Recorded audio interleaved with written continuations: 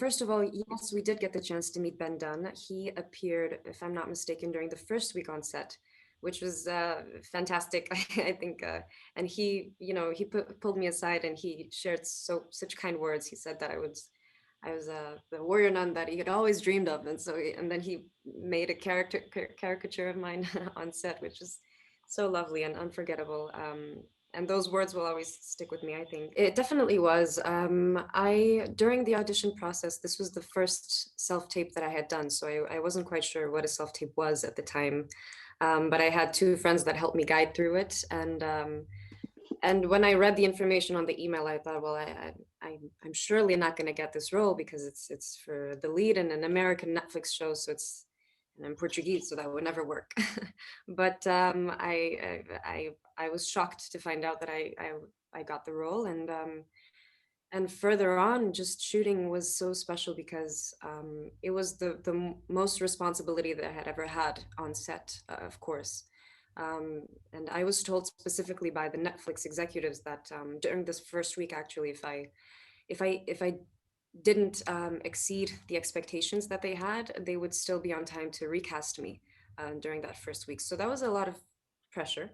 But I grew from that as well because I took that challenge and I thought to myself, okay, well, if this is the level of pressure that they're putting on me, I will grow and I will and I will be better. And so that's what I learned about myself, about my abilities to actually adapt and to move fast and to be a leader to a show that I had to take on my shoulders, because if my acting would fail, I think the entire show would fail. So so that was a special experience for me of growth. I will choose to be as involved as possible in all of the departments. And so I got in 1 month earlier, and I was just part of production and everything, and photography, and my creative freedom was off the charts. I mean, they truly put their trust in me, and especially in that first episode where you're building the arc for the character and to introduce her, they gave me a lot of improvisation. I could do a lot of inputs on the script, and I was just and I learned so much about photography and directing. I was always shadowing the director or the DOP because I'm fascinated by behind the camera work. So I had never had a work where they would just give me all of this freedom, and they would trust that I would do a good job, and they did, and I'm so grateful. Yes, I was trying to be careful with it because Ava, the written Ava in the script has quite a vocabulary, and so in some scenes I tried to minimize the offense regarding Catholicism, because I think it's a sensitive subject, of course, but it's not to be taken. It is to be taken lightly, actually, because it's coming from a mentality of a young woman who has a mentality of a child. So it's I defended on that, and that's also where I had my improvisation impulses during that first episode and second and third and all of them, to just go with your first instinct and not think of the consequences, which was very liberating. I guess teletransportation would be nice. Or yeah, I don't know, maybe being able to meditate for like hours and enter that nirvana of that would be nice.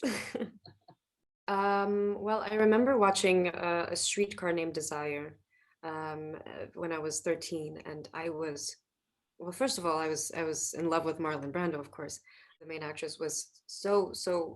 It was a big revelation for me to see how expositional she was and how intimate she showed herself in front of the camera, and I was captivated by this truth of her and her layers, and I rewatched that movie. Like I like to do this thing where I watch and rewatch a movie every 2 years, and I always have a different perspective on it. It's like the Pan's Labyrinth.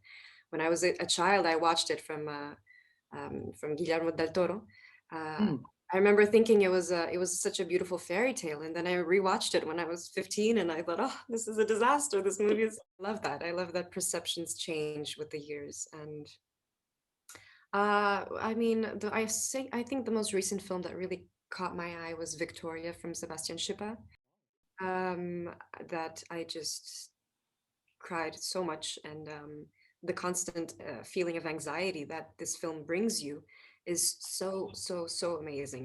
It's incredibly difficult to perform this and to direct this, and so the fact that they were able to do it in such a raw way is wow, is mesmerizing, and that would be a dream role, of course, and I absolutely loved it. And then I also love, I suppose, The Tree of Life or Badlands, Terrence Malick. It's a completely different feeling, but it's so dense with emotions, and you can just cry off of the aesthetic of the movies, of Malick, and so Yeah.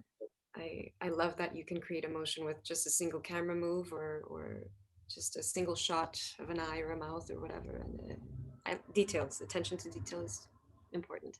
Of course, I mean, it's such an honor to have to do an adaptation of a novel that's been on my bucket list for a while, and so it's fantastic to read the description of character and then what they transform it as a script, and then what I transform it as a character, um, and I mean, it's just an honor to work alongside Leslie Manville and Isabelle Huppert, and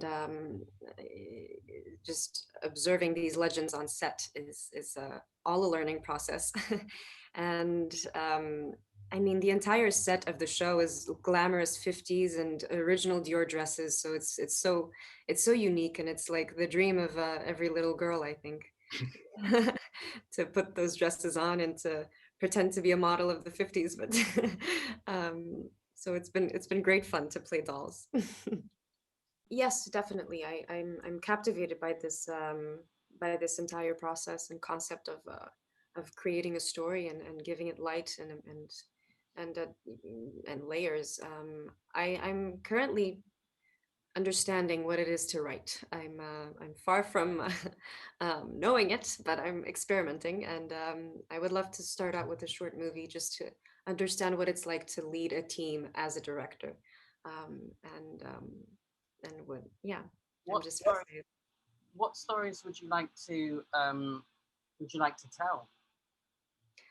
Well, obviously stories of which I can connect to, maybe parallel to my own private life.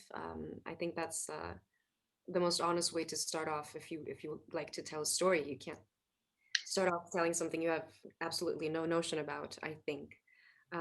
So that's where I'm going. I'm just rambling on memories and just scenarios that I dream of, and I don't know.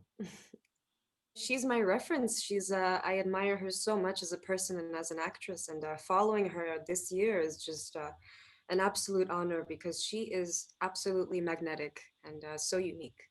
So it's fantastic to have this bond with her now, also professionally. We've never worked before, Mm. but we definitely want to. We're projecting that. We're making that happen, because it's a dream of ours. And I mean, for me to work with her will be cathartic, I hope. Quite fantastic to be able to meet these incredible artists that are so interesting. We've been sharing our links with our movies and series, so it's been fantastic to see that. And I'm most looking forward to just meeting them in person and hugging them, because this is such an achievement for all of us, and we all feel like we're imposters in this year's selection. So it's quite it's quite amazing to have this sensation of unity and camaraderie. So and hopefully working with one of them would just be fantastic, but with all of them, that would be amazing.